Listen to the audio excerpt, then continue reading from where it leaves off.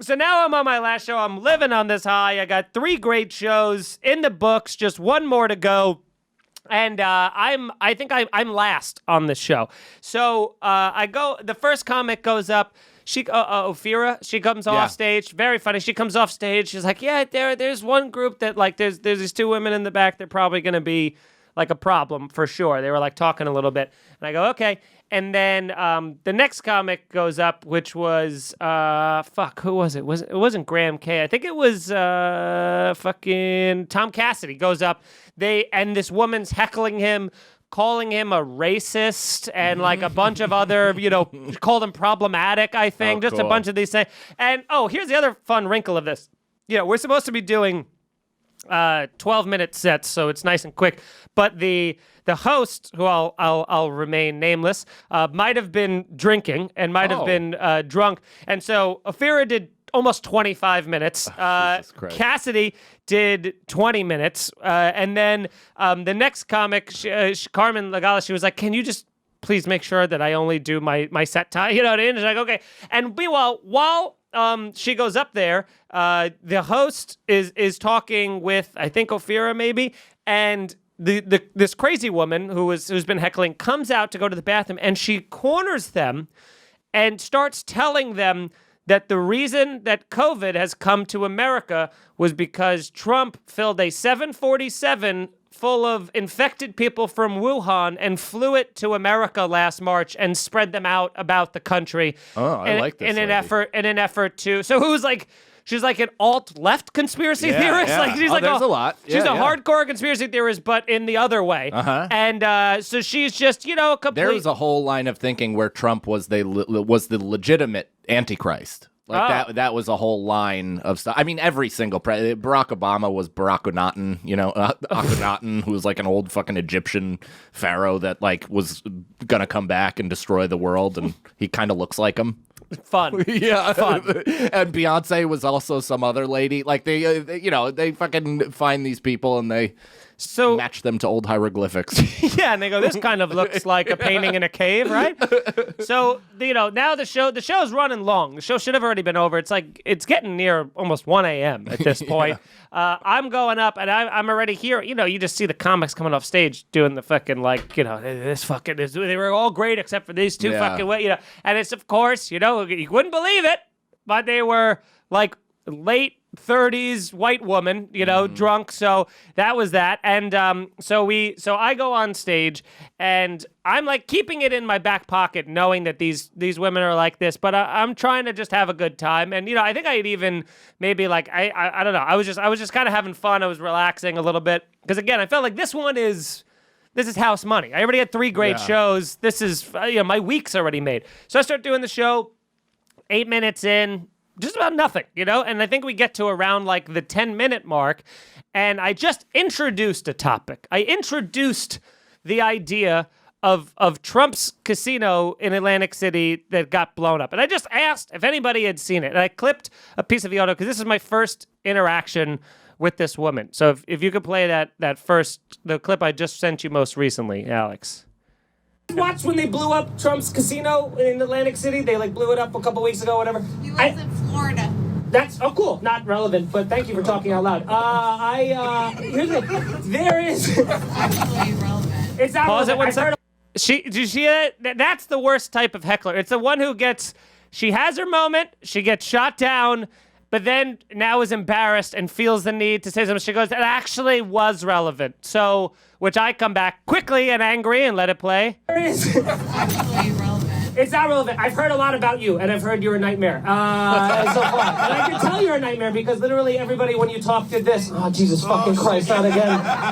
Jesus fucking Christ, the whole fucking show. I just can't, friend, just tell her to get the fuck out. Like, I can tell it's been tough for everybody around you. But this is cool that you make it about you more. And then I gotta try and, pretend like I didn't just get into an argument. So then I have to try and segue because the crowd is great. The crowd they're so good. But every time she says something, they're like you could tell it wears on them that they are there. So now I go through a couple more minutes and she's kind of she's still chirping, but she's kind of talking to just her friend, and you can tell she's just hammered drunk, and she's making it, she's trying to say things, I'm just trying to plow through, and the crowds are so good. And then I bring up this thing, which I think I actually just set off the cuff in Atlantic City when we were there, about like people that have like, I was saying that I knew a kid that had peanut butter and mayonnaise sandwiches growing up, and then I was like, I think you have a fear. And then there were a couple people in the crowd. It was like one of the most diverse crowds, I'm not kidding, I've ever seen in my life. There were like black people, Spanish people, Indian people, white women being drunk and annoying. Like there was like every race and nationality and creed. There was like a guy wearing a pride flag. Like everybody was there. Can I just make it clear that I went ugh at the sandwich, not the list of culturally diverse people? Your intentions were clear. And so I mean, Jesus Christ, Alex, you just had that put on me, and then Feeney's like, and Indian and Chinese and it's like So, but I was the joke. It wasn't even a joke. It was just like a throwaway thing, because the people in the crowd were like, I had peanut butter and mayonnaise sandwiches growing up, and I was like, you see, I have a theory that those were just parents that couldn't afford fluff and told their kids that that's what everyone's eating. So then they had to be like, are you sure this is kind of gross? And you're like, no, this is what all the kids love. So I say that line. The people who grew up eating peanut butter and mayonnaise sandwiches laugh. Not only laugh hard. Do a head back clap laugh. Like that's hilarious. We couldn't do that. This woman chimes in and immediately is like, that's super racist. You're privileged. Yeah, she. I think what she actually said was, that was a very white thing of you to say. And I go, what was? And she goes, that's a very white thing. And I go, and because now I know that she's hammered, and I go, what was it? What was the joke? And she goes, the mayonnaise. And I go, I was like, so you don't even remember the joke that I just said that you're interrupting the show to tell me that you're mad about? Yeah. Can we really be clear about this? Because this is a lot of what these grandstanding people are. Yes. Like, this is what happens when they get drunk. This shit comes out. Yes. They're dumb fuck reactionary race stuff that has nothing to do with nothing. And they're actually kind of showing themselves as the actual racicists. Yes, everything is separated. Everything is about that. It's so fucking weird. And they think that the races and nationalities in question, if they're even in question, can't defend themselves. Disgust. Yeah, they can't defend themselves enough to speak up. So the drunk white woman has to lift them up. I'm Michelle Pfeiffer. I got this. So she is. Yeah. So it is. So she's just talking a lot, and then she goes, that's super offensive. You're being super white, super racist. So then I say and I go, was that racist? Are you offended by that? And every single one of them is like, nope, we don't like her. That's what it is. So then that kind of devolves on, and then it turns, which by the way, all of this stuff now, the real blow up is happening about 17 minutes into my set. So none of this would have happened had I only done my allotted 12, but here we are.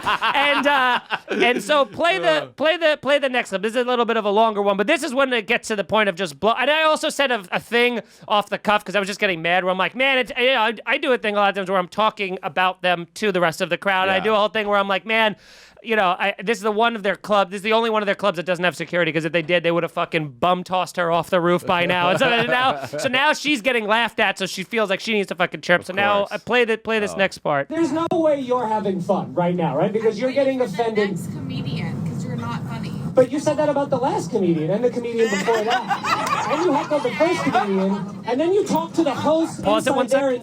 So this is what I'm doing at this point, because she's not gonna listen and stop talking for anything. Right. So now what I'm going to do is just raise your volume. Raise my volume. I have the microphone. As you can hear, the audience fully on my side. Yeah. Literally no one loves her. So now I'm just going to talk over her as loud and fast as possible and say as many things as I can in a quick amount of time. Keep going. And then you talked to the host inside there and said that Trump brought a plane of people from Wuhan over here to start the virus. That's a statement you said out loud, which is what a crazy person says. But here's the other thing. You've never had fun this whole show, but you still don't leave. But you're ruining it for these people who are paying for the show, who were having a good time. And you're getting offended. I think that everybody would chip in money for you to leave. I mean, I seriously think at this point, everybody, you're getting offended for every group of people who are here not offended. $20. So so then everybody starts going crazy. She says, I spent $120, and I go, so did they, and they don't fucking deserve to have you fucking talk over them. And then the guy in front of me just, like, now it's fun because now the audience is coming in on my side, which is always fun, because one of the guy in the front row goes, hey, honey, I got you an Uber. I called you an Uber. And she's like, great, where is it? Where is it? He goes, you got to go find it. Just go ahead and leave and figure it out, you know? So everyone now is, like, jumping on this woman. And you guys are out of the water in Normandy, and you're going up the hill. Yeah. So we're just being like, why don't you get out? Go ahead. Like, literally, like, nah. Like, we're all just excited for her to leave. And she's not leaving, and she's just kind of, like, being like this. And we were like, literally no one's on your side. So I don't know what you're doing here. What are her friends doing? She has one friend who is equally as drunk, but not, you could tell, is towing the line of mortified and embarrassed, but a diehard friend. Sure. So she's trying to be like, yeah, come on, but also being like, that's my friend, you know, so she's not really, she's not the problem. It's just this one woman, you know? So now I get the light during all of this, so now I gotta hey, Feeney, now that you've got him. Yeah. So now I'm like, I gotta fucking side shuffle off stage like the fucking WB frog, and I leave there, and I already know what's gonna happen. I know what's gonna happen. It's a small venue. There's no way to not see them on the way out. I do not want to have the conversation with this woman. There's no way I want to speak to this woman ever again. So I come off stage like a fire is on the penthouse. I go, hey, boys, just to let you guys know, there's about to be a shitstorm that's going to follow me. Have a good night. And then I get in the elevator, and I leave, right? Now, here's where the fun starts. Because right after I left, these two women, wouldn't you know, wouldn't leave. Not only would they not leave during the show, they weren't having fun, they wouldn't leave at the end of the show. They stayed on the roof in their seats until two of the managers, there was Joe and Ben. And Joe is a skinny, clean-cut, white guy, shorter than me. I mean, if you were blackout drunk, I guess you could kind of say looks in the vein of me. You're both white and thin. Yeah, that's about what we have in common. So we are, him and Ben go upstairs to start breaking down the chairs and then take down the lights and everything. And this woman sees Joe, stands up, runs at him, and begins to scream him, thinking that he is me. And is like, you fucking embarrassed me. You fucking use your whole set. I'm mortified. How dare you? How dare you? Screaming at Joe. Joe can't even get a fucking word in edgewise because he's too busy getting screamed at the top of his lungs. So he's trying to be like, miss, I'm not. And he's like, and another thing. Like, she just keeps yelling at this guy. Oh, my God. Poor Joe is taking the brunt of the heat because I'm getting texts from them being like, dude, what the fuck happened? Joe's getting to the fucking riot ad read to him and stuff, you know? So I'm like, I'm laughing so hard. So she's screaming at him.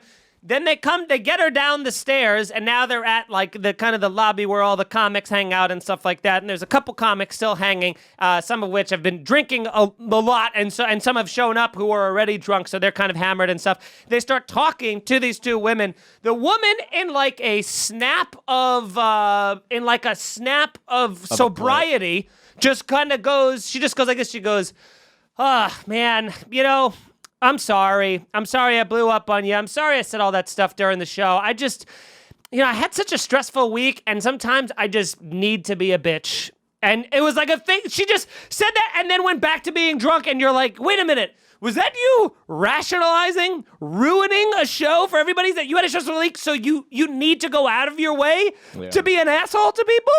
Which makes me so angry. So then, this isn't even the end. So then... You've ruined the rest of my day. I hope you know that. I'm going into the world with my fist clenched, and I'm going to find a white lady to beat to death. She literally apologized, and Ben is texting me being like, this lady is a fucking lunatic, dude. She's a lunatic, and now she's talking to us about conspiracy theories again and stuff like that.